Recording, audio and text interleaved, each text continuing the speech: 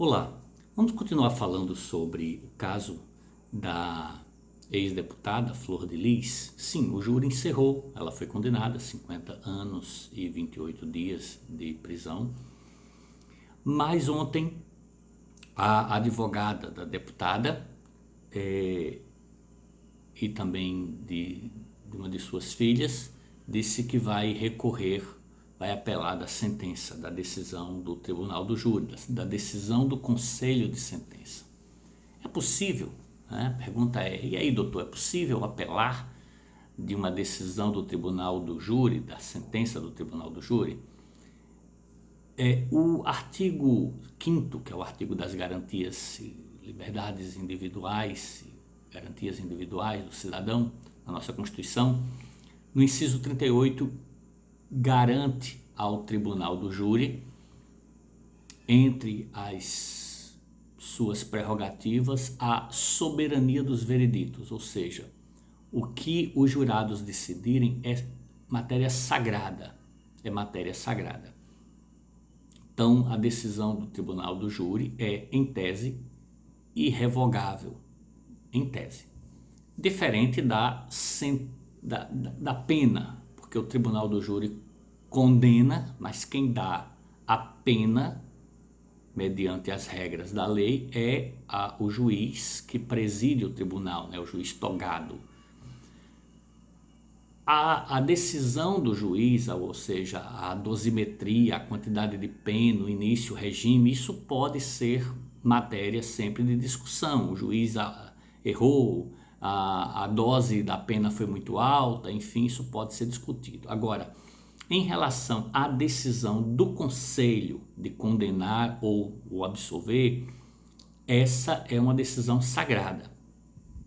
Mas é possível, sim, é possível, óbvio, porque apesar de serem ali escolhidos pelo povo, são pessoas e pessoas são falhas, então pode ocorrer alguma falha, certo? Então, nesse caso, só é possível apelar. Então, existem algumas possibilidades muito estreitas e elencadas de forma taxativa na lei, no artigo 593 do Código de Processo Penal, no inciso 3º, diz que as decisões do Tribunal do Júri podem sofrer alteração por meio de apelação ou até mesmo ser anuladas quando, primeiro, ocorrer alguma nulidade posterior à pronúncia. O juiz pronunciou o réu para ser julgado por um crime, chega lá no júri e ele vai ser julgado por outro crime que não foi o crime da pronúncia, por exemplo.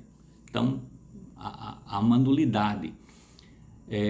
Segundo, se a sentença do juiz presidente, ou seja, a pena tal que ele vai sentenciar, for contrária à lei expressa ou contrária à decisão dos jurados. Os jurados decidiram absolver o réu e o juiz sentenciou condenando. Não pode, obviamente que seria uma barbaridade.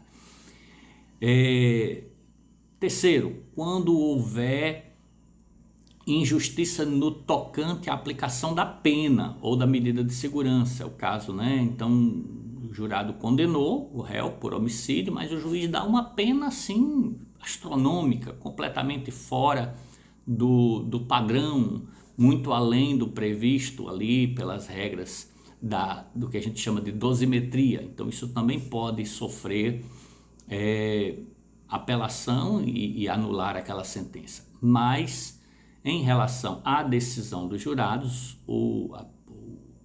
a letra D do inciso 3º diz: quando a decisão dos jurados for manifestamente contrária à prova dos autos. E aí há uma discussão muito grande, o que é ser manifestamente contrário? Aí a defesa diz, não, mas a prova tal, o jurado não analisou, não é isso, senão a gente perderia aquela soberania dos vereditos. O ser manifestamente contrário à prova dos autos é quando a decisão dos jurados for absolutamente absurda. Por exemplo, vamos lá ao caso. O pastor Anderson morreu com 30 tiros. Ele foi alvejado por 30 disparos de arma de fogo. Né? E aí, digamos, ninguém falou isso, mas digamos que a defesa dissesse, não, ele não morreu dos tiros. Ele não morreu dos tiros. Foi 30 tiros, mas os tiros só fizeram uns arranhões. Ele morreu de Covid. Ele foi para o hospital, no outro dia ele pegou Covid e morreu de Covid. E os jurados se embarcassem numa falácia dessa e dissessem, não, ele não morreu de tiro. Quando, obviamente, o laudo médico, tudo mostra que ele morreu exatamente dos tiros, né, da hemorragia decorrente das tantas perfurações que ele recebeu. Então, num caso desse, aí sim, os jurados estariam julgando contra a prova expressa dos autos, contra um laudo de necrópsia ali claríssimo. Então seria um caso assim, obviamente eu estou usando aqui a técnica do absurdo para você entender. Então, o que pode acontecer dessa apelação entendo eu, não vai ser acolhida a apelação para anular a decisão dos jurados, mas pode ser até revisto, talvez, o tamanho da pena. E eu não li, confesso que não li os argumentos da juíza para dar uma pena de 50 anos, mas provavelmente ali ela teve bons argumentos para isso.